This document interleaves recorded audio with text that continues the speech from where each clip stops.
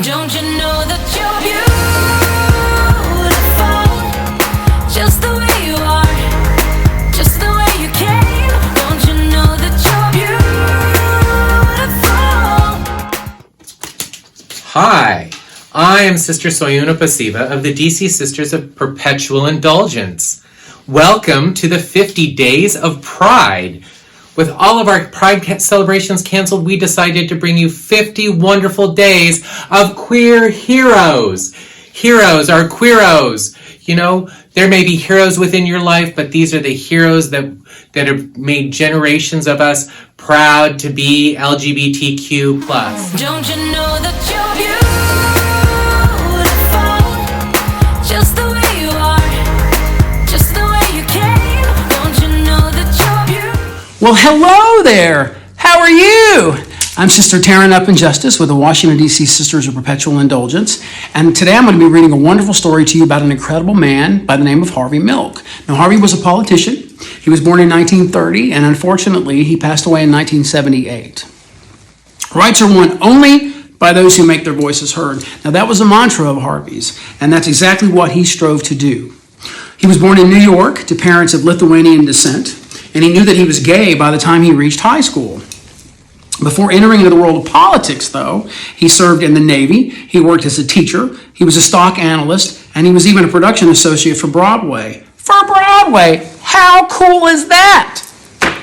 However, it was in 1972 when he moved to San Francisco and he opened up a camera shop in the Castro, which, by the way, was one of the very first gay neighborhoods in the entire USA.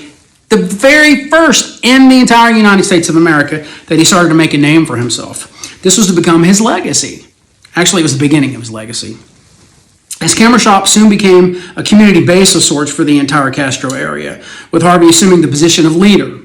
In response to the discrimination against two gay men that had opened up a shop down the street from him, he helped organize an organization called the Castro Village Association. Now, this is an organization for local businesses, and it went on to found the very first Castro Street Fair to attract more people to the area. As Harvey continued to find his voice and his popularity among the Castro's LGBTQ community began to grow, he announced that he was going to run for a seat on the city's Board of Supervisors. Unfortunately, he was defeated, but he refused to give up. Never, ever, ever, ever, ever, ever give up. And in 1977, he succeeded in becoming one of the very first openly gay elected officials in America.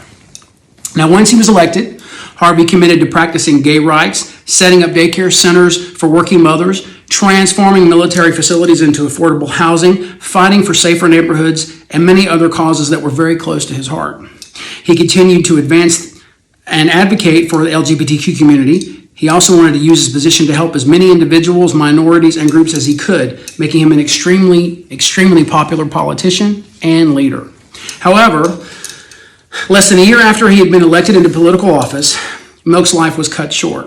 On November 27th of 1978, he, along with San Francisco Mayor George Moscone,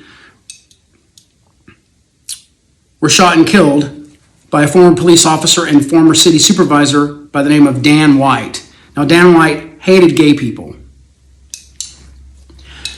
and he was very angry that Harvey was helping the LGBTQ community.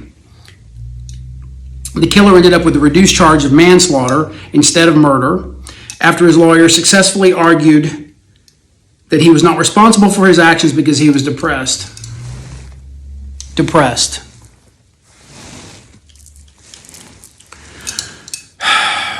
Harvey's legacy, though, lives on through his legions of supporters who still remember and recognize all that he did for the LGBTQ community.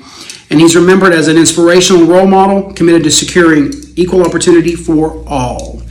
All young people, regardless of sexual orientation or identity, deserve a safe and supportive environment in which to achieve their full potential.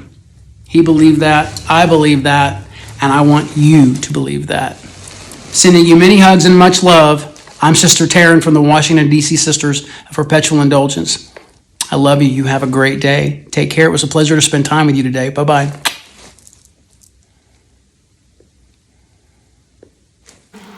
Don't